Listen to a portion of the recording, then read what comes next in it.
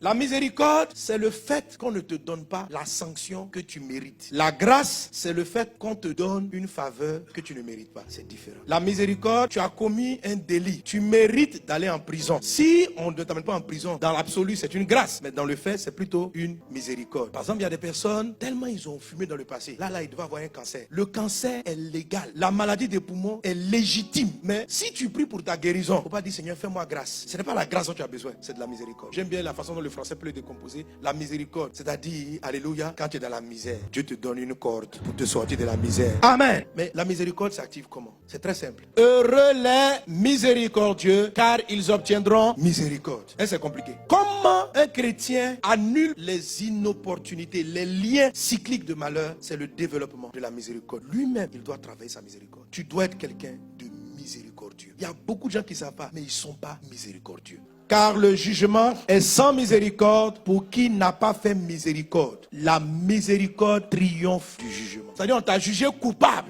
de ce qu'il est né dans ce village. Dans ce village, il y a des sacrifices humains. Et Dieu t'a dit, tous ceux qui bâtiront sur ce territoire, leurs affaires ne marcheront pas. C'est un jugement qui frappe ce territoire, qui frappe cette famille. C'est un jugement. Mais la Bible dit, la miséricorde triomphe du jugement. C'est-à-dire, le jugement s'applique sans pitié pour celui qui ne fait pas miséricorde. Mais si tu es miséricordieux, ça ne va pas s'appliquer. Donc la Bible est simple. Comment j'arrête les cycles d'inopportunité? En travaillant ma miséricorde. C'est-à-dire quoi? Que autour de moi, il y a des gens qui me doivent quelque chose, qui méritent que je ne leur parle plus, qui méritent mon oubli. Oh, la miséricorde, c'est quoi? Dieu te fait miséricorde. Il y a un jugement que tu aurais dû avoir, il le laisse tomber. C'est ce qu'on appelle faire miséricorde. Et je vous assure, mes amis, c'est vaste. Et vous voyez ce genre de lien dans le livre de Matthieu, chapitre 18, où il est parlé de ce monsieur à qui quelqu'un lui devait 100 deniers. Lui-même, il devait 10 000 à son patron. Il va le voir. Patron, je ne peux pas payer. Son patron dit, je laisse tomber. Dès qu'il sort de la maison, il voit quelqu'un qui lui doit 100. Dis-toi, paye. Le gars dit, je ne peux pas. En prison, jusqu'à ce que tu payes. La Bible dit, quand le roi a appris cela, il a fait appeler. Il dit, toi aussi, tu ne vas plus sortir jusqu'à ce que tu aies payé.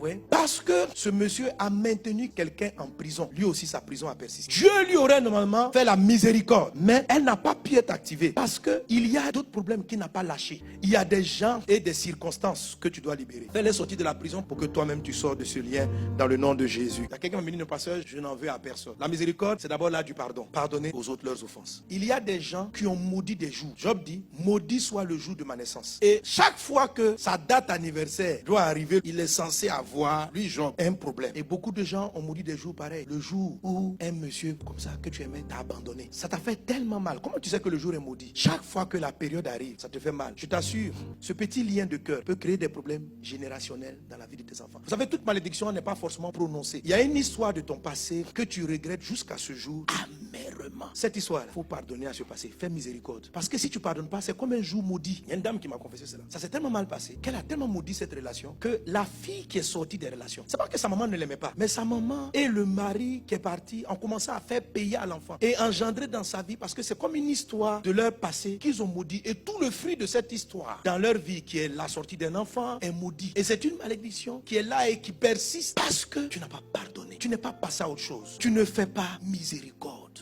Ce que Jean-André voulait dire, tout ce qui te fait mal et qui s'est passé, ça doit arrêter de te faire mal aujourd'hui. Tant que la chose va continuer à te faire mal. Si quelqu'un te doit de l'argent, il y a deux façons. Quand il y en a qui sont pas à côté, non, parce que le gars doit payer. Généralement, pour qu'on puisse annuler, il faut que la personne se répente. Par exemple, le monsieur là, il a demandé pardon au roi. Pardon, je ne peux pas rendre. Et puis il dit, je te fais faveur. Ok? Mais si quelqu'un, par exemple, ne se répand pas, tu ne peux pas exactement maintenant relâcher la dette. C'est pas la dette qui est le problème. Ce qu'on appelle la miséricorde, c'est le sentiment que tu as vis-à-vis de l'auteur de la dette. La miséricorde touche le sentiment. C'est-à-dire, quand tu le vois, tu es énervé et tu lui en veux. Ça, là, c'est ce qui va te lier et va entraîner un cycle. Alors, si quelqu'un t'a pris de l'argent et t'a escroqué, que tu n'as pas pardonné, on t'escroquera de manière cyclique. Laisse-le partir. Oublie ce passé. Pardonne dans ton cœur. Il faut pardonner. Même si tu n'as pas demandé pardon, laisse tomber. C'est ce qui fait que Dieu aussi, celui qui fait miséricorde, applique la miséricorde. Vous voulez arrêter les cycles de malheur d'arriver? L'histoire qui t'a marqué négativement, il faut que tu la lâches. La trahison que tu as subie, il faut que tu demandes la grâce de Dieu, que tu revoies le monsieur. Et puis vous riez comme si rien ne s'est passé. Ça va, mon ami.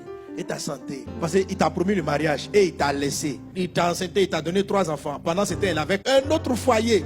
Et tu as découvert et on t'a chassé. Et maintenant tu t'en vas. Ce lien-là est dans ton cœur. Ce monsieur mérite une sanction, un jugement. Et quelle est la sanction que tu lui as donnée? C'est le rejet, c'est le mépris, c'est de ne plus saluer, c'est le détester. Voici ce que tu as manifesté. Mais c'est un lien. C'est que toi aussi, tu as besoin de miséricorde. C'est que toi aussi, tu dois des choses à Dieu. Quand on dit quelqu'un te doit, la personne te devait du respect, tu n'as pas respecté. La personne te devait la fidélité, elle ne t'a pas donné la fidélité. La dette, c'est pas seulement l'argent. La personne avait un devoir vis-à-vis de toi. Elle n'a pas honoré ce devoir. Et ce qui fait mal, c'est qu'elle continue de ne pas le faire et elle n'honore pas son devoir avec joie et plaisir. Et toi, ça te paralyse. Toi, tu es en train de pleurer de ta vie. Lui est en train de faire ses fêtes là-bas avec toutes les femmes d'Abidjan. Toi, tu as un problème. Aujourd'hui, mets-toi devant Dieu et relâche. Jésus va t'aider. Il y a des enfants, ils aiment le papa, puis le papa est parti. Pourquoi tu m'as abandonné très vite? Papa est mort, maman est décédée. Elle n'a pas fait exprès, mais c'est comme si, c'est pas la personne à qui ils ont vu, c'est ce jour-là. Le jour du départ, ça a créé une blessure. Si tu étais là, papa, on m'aurait pas fait ça. Ils disent comme Job, maudit soit le jour où papa est parti. Ça va créer un autre cycle. En fait, dans la période, tu vois, des problèmes similaires vont commencer à arriver. Ce sont des inopportunités. Il faut arrêter les cycles en acceptant le fait que ça soit passé et en pardonnant. Il ne faut pas maudire le jour là. Parce qu'un jour revient toujours. Les lundis reviennent tous les lundis. Donc si tu maudis un jour, à la date anniversaire, la chose revient d'une façon ou d'une autre. Tu dois relâcher cette histoire de ton passé et te dire que ça ne pouvait être qu'une opportunité. Et dis, je bénis Dieu. Si j'ai vécu ces choses et que je suis encore vivant, c'est que mon avenir est devant. Tu te sers de cette histoire comme un tremplin, relâche. Dieu fait miséricorde.